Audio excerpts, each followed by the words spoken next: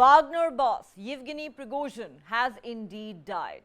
Russia's investigative committee, which investigates serious crimes in the country, has confirmed that the head of the Wagner mercenary group was among the people killed in a plane crash last week. The committee said on Sunday that after forensic testing, all 10 bodies recovered at the site had been identified and their identities conformed to the manifest. Russia's Civil Aviation Authority had previously said that Prigozhin and some of his top lieutenants were on the list of those on board the plane that crashed in Russia on Wednesday. The announcement prompted days of speculation over the fate of Prigozhin.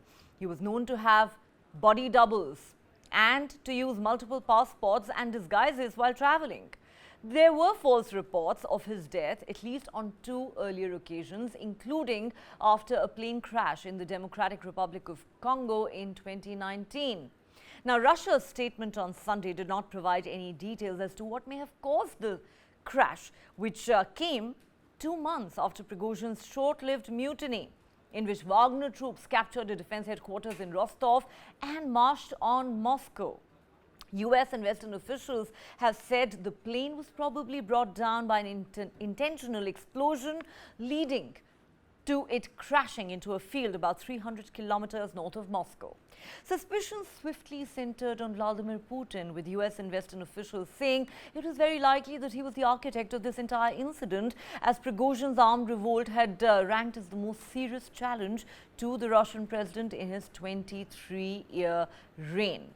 The US President Joe Biden told reporters after the crash, "I don't know for a fact what happened, but I'm not surprised. There's not much that happens in Russia that Putin is not behind."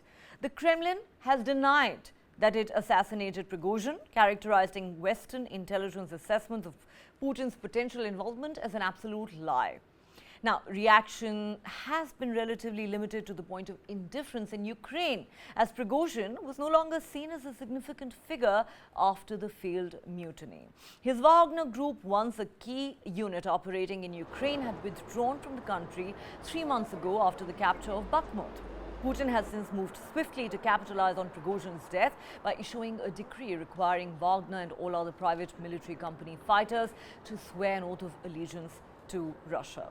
On Thursday, Putin appeared to even eulogize Prigozhin in a televised interview, saying he had known the Wagner head since the early 1990s. He described Prigozhin, a former hot dog seller from Putin's hometown of St. Petersburg, as someone who had made some serious mistakes in life, but then he went on to praise him as a talented man, calling him a talented businessman.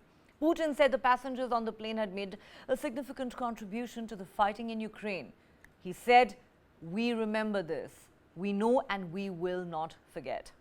Now, Abbas Galyomov, a political analyst and former Putin speechwriter, told the media recently that although the Kremlin had cut a deal with Prigozhin to end the armed revolt, allowing Prigozhin to walk free without any charges being levied against him, this probably did not sit well with the Russian president. The analyst says the mutiny showcased Putin's weakness to everyone. That reality completely dissatisfied Putin because it was an open invitation for potential mutineers. The question we're asking on Global Lens tonight is just what does Prigozhin's death mean for the Wagner mercenary group that has waged major battles in Ukraine, fought in civil wars and insurgencies in Syria, Libya, the Central African Republic and Mali, and taken control of gold mines and oil fields along the way? And could it have any impact on the ongoing Ukraine war and Russia's war effort? I know Putin. He's a calculating, very calm and even slow person, making decisions on other, less complicated issues. So I can't imagine that Putin did it. That is in reference to the death of Wagner mercenary chief Yevgeny Prigozhin, that Putin is to blame. All right. So what implications could this really have? To discuss that, we are now joined by Ambassador Anil Trigunyat, former Indian diplomat, and also joining us from Washington, D.C. is Ramakrishna Sridharan, consulting editor with News9. Gentlemen, welcome to Global Lens. Ambassador Trigunyat, if I could start with you. You know, a lot of Russia observers have said they're not surprised in the least that 2 months after the aborted coup, Prigozhin, is killed under mysterious circumstances. the death has now been confirmed by Russia, no less, even though, of course, Russia denies all allegations of the Kremlin being involved in the incident any which way. But what we want to look at tonight really is, what do you think this really means for the Wagner mercenary group going forward, given that, you know, for the better part of this war, it actually played quite a significant role in the Ukraine war? And do you believe this is likely to have any significant impact on Russia's war effort? Well, as you know, that Neha, that Prigozhin was a very bombastic kind of a fellow. And he tried to challenge Putin's authority indirectly, not directly, because he was challenging both General Grasimov as well as the defense minister Shoigu. And he wanted them removed. He tried to expose that these two gentlemen had actually told a lot of lies. They had attacked his units, and that he was he was trying to basically tell Putin and the countries that the problem that has happened and the prolonged war that is taking place and the mistakes that are being made in war was because of these two people. And he wanted them removed. And when it did not happen, then he tried to create this kind sort of a mutiny and all that. Of course, Putin found a via media through Belarus, Lukashenko, and he was dispatched there. But then we have seen that when there was a Russia-Africa summit, because the most important part that Prigozhin and his Wagner Group played was in 20 countries in Africa. They're present in a very big way. And his death also came at a time when we had the BRICS summit in Africa, and exactly at the same time. And then, you know, that the foreign minister Lavrov did explain to them that the presence will continue in whichever form. Now, whether Putin got it done or not done, but if you were to believe in the conspiracy theories, that he would have definitely tried, because he would not forgive a person who challenged his authority or was treated as a traitor. Because he trusted him a lot. He was a chef, sort of, a caterer, and then he became so big like many other people around him. But at the same time, there is no proof. It will only come to know, we will come to know after many, many, many years what happened. But then look at this thing, that very smartly, which has been written by many strategists, that by doing so, if it was in connivance with Putin, then he was able to move the Wagner Group to Belarus, because Poland is one country of the Eastern Front that is causing a more problem for him. So he wanted to position these forces there significantly in that area. Now, that is also there. So it is possible that some other agencies were involved in this, or it could simply be but it is too good to be true that it was simply a technical fault because of it happened. So one would only come to know a limited truth in this regard. Now, what impact it will have is that it will depend on how Putin absorbs these Wagner Group, which is roughly said to be today around 40 to 50,000 people. And of course, the other two commanders also, who were very significant, were killed in this, along with the 8 other people in this place. So we don't know really who's in command at the moment.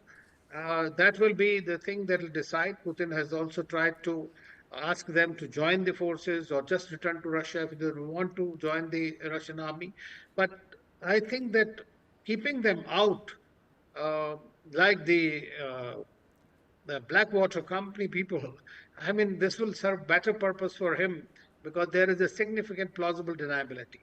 As far as Ukraine war is concerned, of course, he played a very important role in the first time in 2014-15 in Crimea, as well as now this time in Bakhmut and some other places. They were very ferocious fighters and they fought very well. But at the same time, I don't see that this war, which is prolonging and will continue to prolong, we will see that it is not going to make a very significant impact. But Putin is today working on not one front, but 2 or 3 fronts. One is the eastern Ukraine, which is they are trying to defend as much as they can. On the other hand, they are also looking at what will happen if there is a NATO front opens up. So they have to keep prepared to fight against NATO, and therefore they will require all kinds of uh, modern equipments that they have developed and the forces that they have. There are reports that there may be another mobilization that might take place, which might not be very palatable to the people per se, but anything is possible. And so it is a very early stage to say exactly whether Putin ordered his killing or whether he was some other agencies did it. There was also reports that perhaps Putin came to know that Western agencies were involved and in this mutiny that was eventually engineered. So there are all kinds of conspiracy theories that come up in these kind of situations. Absolutely. Shri, let me come to you now. As has been pointed out, just so many conspiracy theories are swirling around that, trying to establish the truth is practically like going down the proverbial rabbit hole. But this is what I find interesting. The Kremlin issued a statement saying that days after this aborted coup, uh, Prigozhin and many other Wagner fighters had actually been invited to hold talks with Putin at the presidential palace, following which an announcement was made that some sort of a pardon was being granted or immunity was being granted to all these people, that all charges would be dropped, that Prigozhin was not going to face prosecution, and that he was in fact going to be asked to relocate to Belarus. While till date we don't know whether he actually did ever relocate to Belarus, but what's interesting is that now, following Prigozhin's death, there are analysts, Russian analysts, who think, that arrangement would have never satisfied Putin, because letting somebody like Prigozhin get away with what he did would have been an open invitation for potential mutineers. Your thoughts? Right. So Neha, that's precisely the point, right? Under a man like Putin, that's essentially the statecraft. Unless you have your pieces already in position, you won't make your next move. So if it took 2 months to basically for us to get the news that Prigozhin is no longer there, it's possibly because there were some moves happening already in the background, which looks at the question of what happens to Wagner Group. Now, let us not forget that the question of what happens to Wagner was pretty much in play even before Prigozhin died. So as the ambassador also mentioned, Prigozhin had issues with the defense minister Sergei Shoigu and the chief of staff, Valery Gerasimov. And I think the sense in Kremlin was that Prigozhin had become too big for his boots and therefore had to be cut down to size. So there was a fight happening, within the top, the echelons of Kremlin, especially between the two people most loyal to Putin, and then Prigozhin, who was actually trying to tell Putin that the Ukraine war isn't going very well. And when Prigozhin saw that maybe these two gentlemen had deliberately not, given sufficient ammunition and arms to his army in Bakhmut, obviously, with resulting in death of his soldiers and injuries, he blew up. I mean, he saw his men getting slaughtered.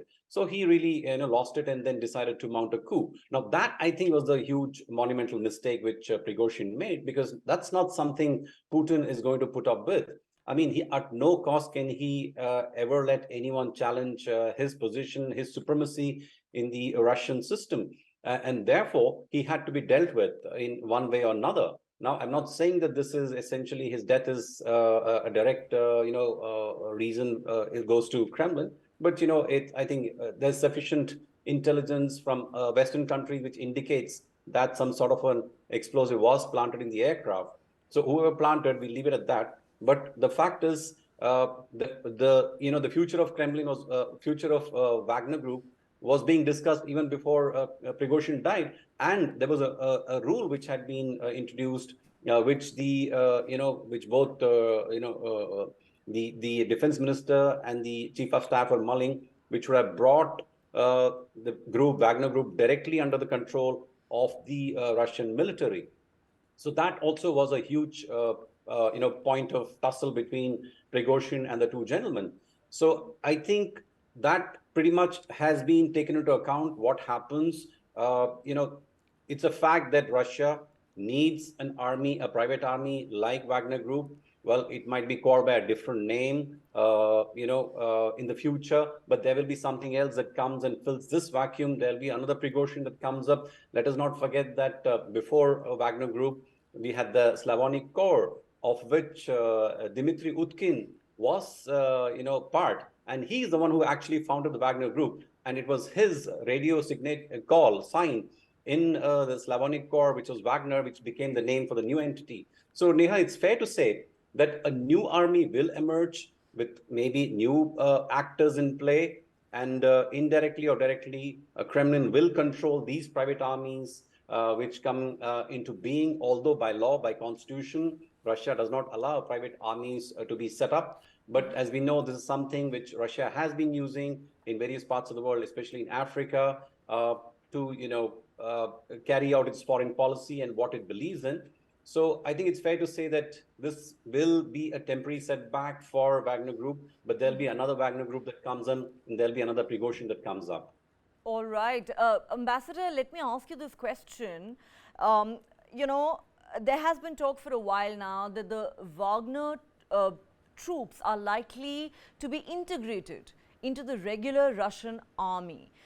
Is that the way forward, you think, now that their leader is gone? But one wonders, do these fighters even have the discipline to actually, fight on behalf of the regular Russian army? And my second question is, do you believe that Prigozhin's death in any way comes as, some sort of relief to Kiev, given the big role that Prigozhin and the Wagner troops had played all along in the Ukraine war? Or do you believe that it really makes no difference to Kiev, because at the end of the day, it is Russia that is fighting this war?